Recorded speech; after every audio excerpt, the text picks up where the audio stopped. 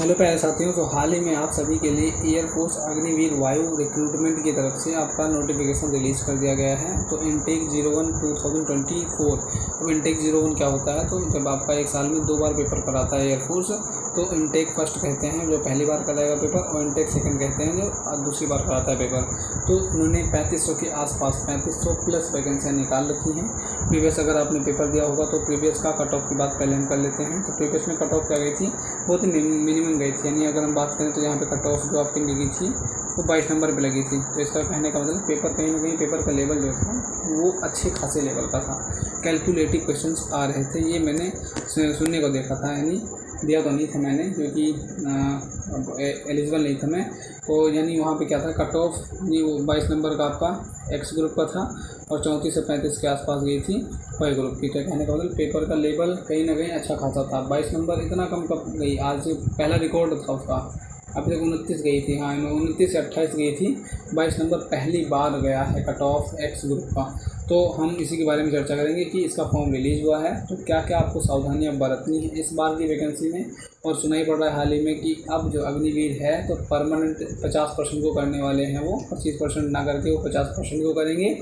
और plus as जो है रिलैक्सेशन वो 18 से 23 करने वाले हैं, क्योंकि ये देखने को मिला है कि 3 बार से यानी जब से अग्निवीर लागू हुआ है तो सबसे पहले जो फॉर्म फिलअप किया गया था, यानी फर्स्ट स्टेज में जब इन्होंने फॉर्म फिलअप करवाया था 7.5 लाख के आसपास बच्चों ने फॉर्म फिलअप किया था। बट उसके बाद से लगातार इन बच्चों में निराशा देखने को मिली है कि अग्निवीर कर दिया, एयरफोर्स की जो रिस्पेक्ट थी वो इन्होंने गिरा दी।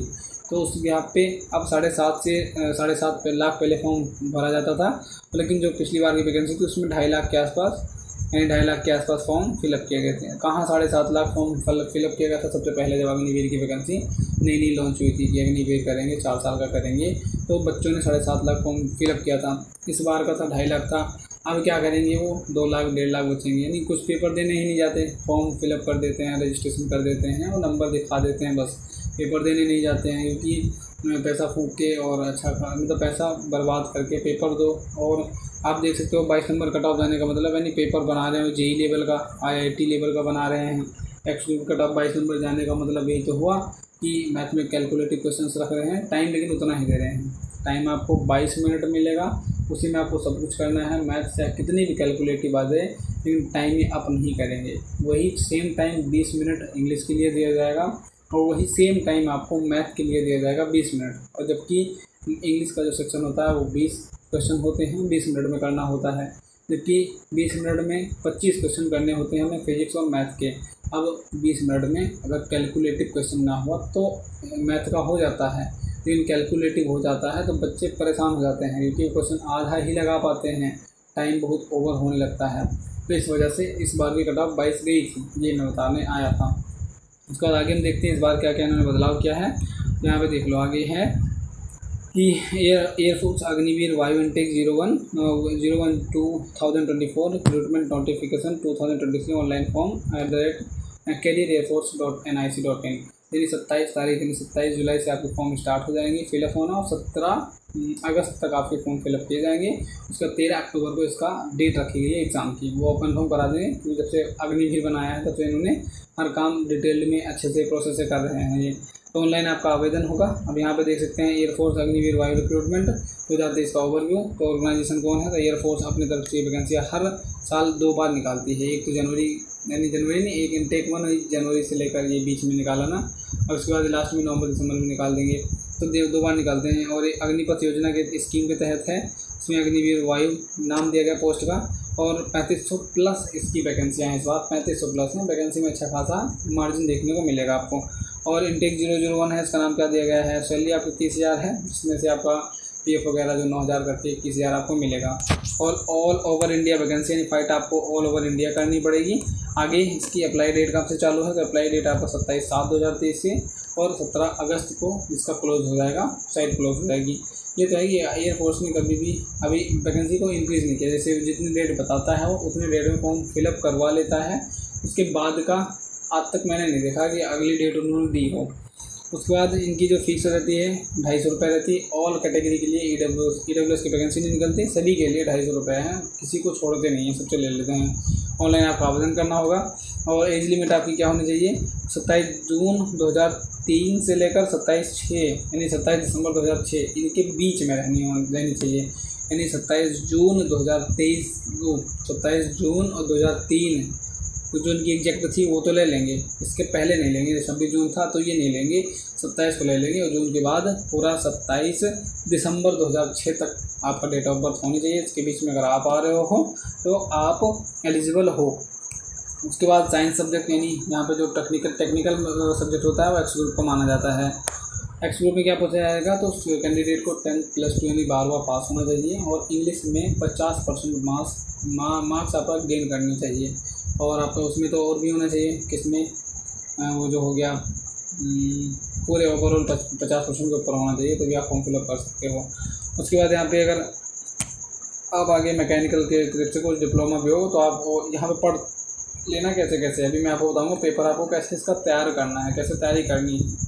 अंधाधुंध तैयारी करनी नहीं है, अगर आप पहले पढ़े हो तो बहुत आसान वैकेंसी है, आराम से निकल जाएगा। क्योंकि जो बार खुद का मेरा अनुभव है तो इसलिए मैं आपको बता रहा हूँ कि पढ़ना तो ऐसे पढ़ना कि भगो नहीं, क्योंकि 20 मिनट में आपको 25 क्वेश्चन अटेम्प्ट करने रहेंगे, वहाँ पे आसानी से हो जाते हैं तो अच्छी बात है।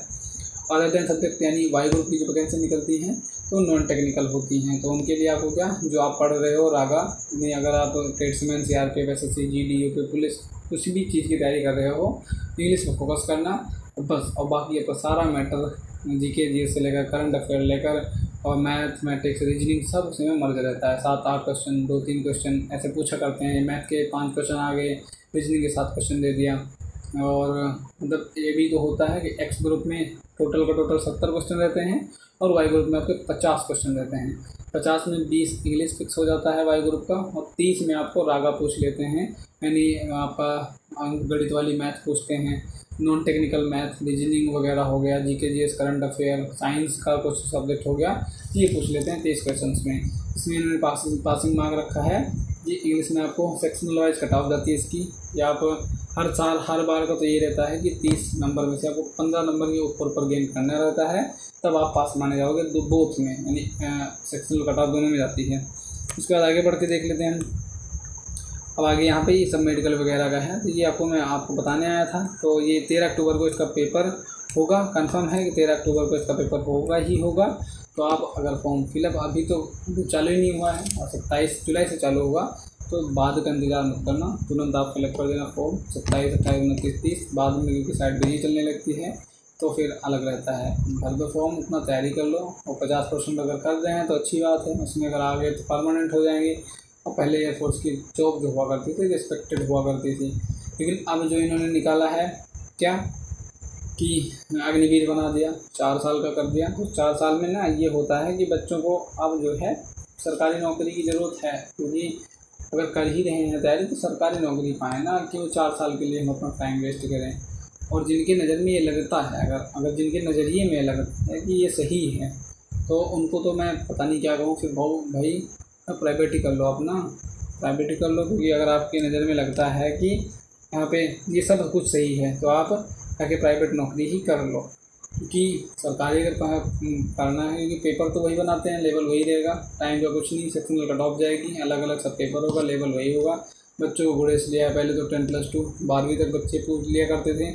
अब आप अगर बीटेक से हो, डिप्लोमा किए हो, इंजीनियरिंग तो ये हो, सब भर लेते हैं, तो ये बच्चे आगे कंपटीशन बढ़ा देते हैं। फिजिक्स का कंपटीशन ऐसा हो जाता है कि बच्चे को लगता है पढ़ा ही नहीं, अभी तक मैंने ये ऐसी फिजिक्स पढ़ी नहीं, जो लेवल था एयरफोर्स का वो पता नहीं कहाँ चला गया।